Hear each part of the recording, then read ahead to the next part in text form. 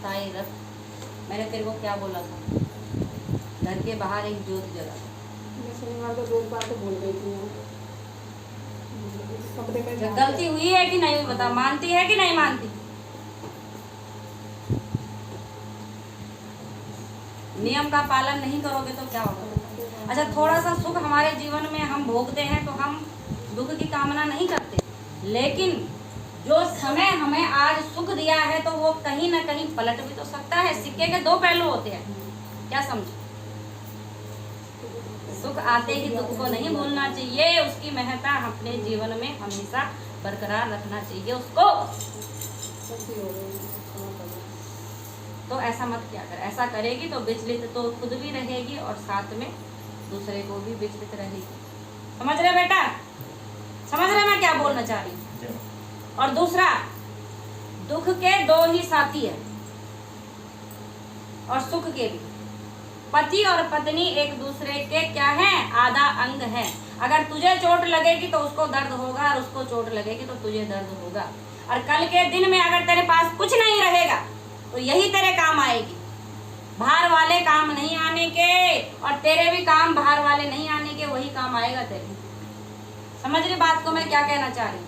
तो आपस में प्यार प्रेम बनाए रखो। और इस माँ की कृपा हुई है तेरे पे, हुई है कि नहीं हुई बता? लेकिन नियम पे चलना, मैंने जो बोला था, हमेशा एक जोत अपने घर के आगे तू लगा रख।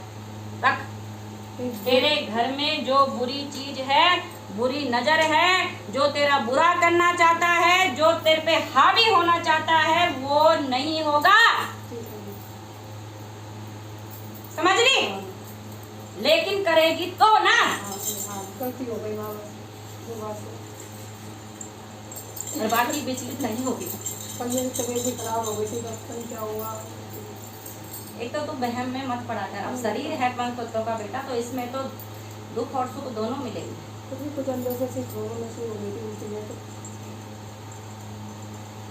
कुछ एक सिंपल अपने सर से शनिवार को कल उसमें सिंदूर। बहुत बढ़िया माँ भगवती ने तुम्हें सब अच्छा दिया है बेटा, बाकी तो बुद्धि का प्रयोग करना है। ये भगवान ने बुद्धि क्यों दी है?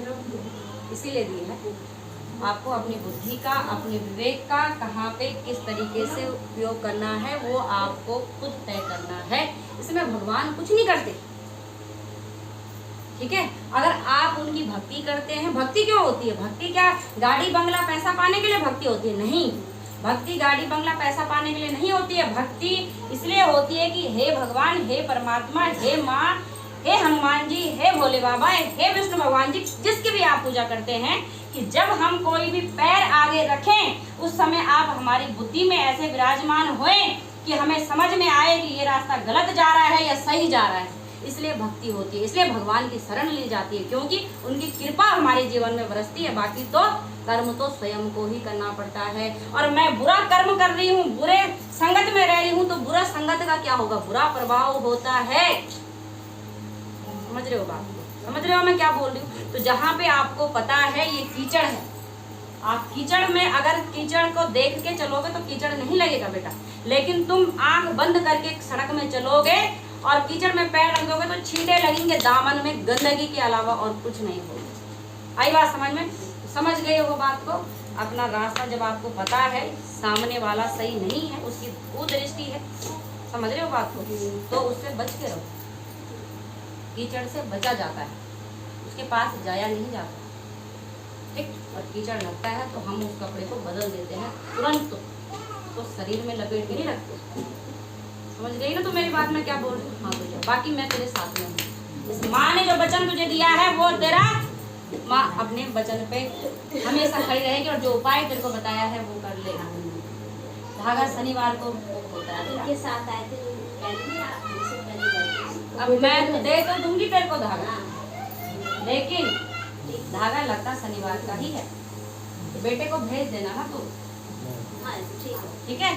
ले जा, कल ले जा लेना, ठीक है बेटा? प्रॉब्लम हो रही है ना।